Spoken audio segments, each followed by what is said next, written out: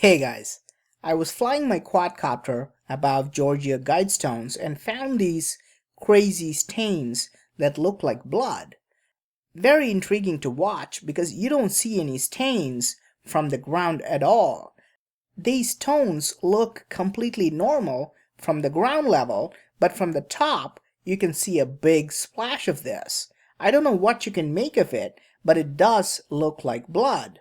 A while ago, a pastor of a local church warned that the Guidestones would lead to blood sacrifices on the spot where they stood. He was making the point this monument is some kind of an occult symbol used for pagan rituals. At the Georgia Guidestones, they don't celebrate Christian festivals like Christmas or Easter, but you can see celebrations on solstices and equinoxes and solar and lunar eclipse, which are celebrated by pagans all around the world. This is not a coincidence because the stones have slots that specifically mark solar events. For example, you can see the rising sun exactly on solstices and equinoxes through the slot cut in the center pillar. In many ancient cultures, these natural events are also celebrated with animal sacrifice, and historically, there have even been human sacrifices. For example, the Mayas would rip the hearts out of other human beings on solar eclipse from the top of a pyramid. The blood would flow from the top of the pyramid, which was supposed to appease the gods. There are lots of rumors about blood sacrifice and similar rituals among secret societies like the Illuminati and Skull and Bones. Apparently, these groups like to sacrifice animals and human beings to gain social and political advantage.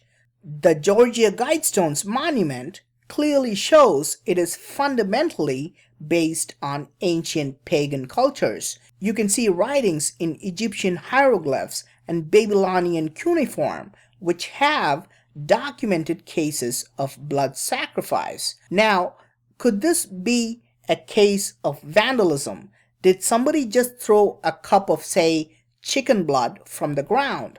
It is kind of impossible to do that because these stones are about 20 feet tall. If you throw a cup of blood from the ground, it would splatter all over the place. If you observe the pattern closely, this liquid started flowing directly from the top to the pillar on the front left. What's more interesting, the front left pillar is where a smaller stone block with an inscription 2014 was inserted. It created a big controversy, and later on that block was removed, and you can see the empty slot here. Anyway, if this is a case of vandalism, you would need a ladder to go up top and throw some blood. But you cannot do that because you are being watched by the police 24/7, and you can see the surveillance camera here. So this would have been some kind of a planned ritual that happened on top of the capstone, and whatever happened must have happened recently, because if this was done a while ago, I imagine the blood would have been washed off by rain. We all know Georgia Guidestones are very mysterious. We don't even know the real name of the person who built it.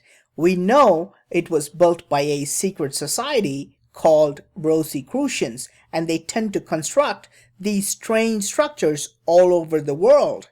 In Pennsylvania, they've constructed pyramids with strange symbols and writings. Why do we see these weird structures built in different states, and what is the ultimate goal of these secret societies? So, what do you think? Is this blood we see on top of Georgia Guidestones? If not, what is it? Please let me know in the comment section. I'm Praveen Mohan. Thank you for watching and talk to you soon.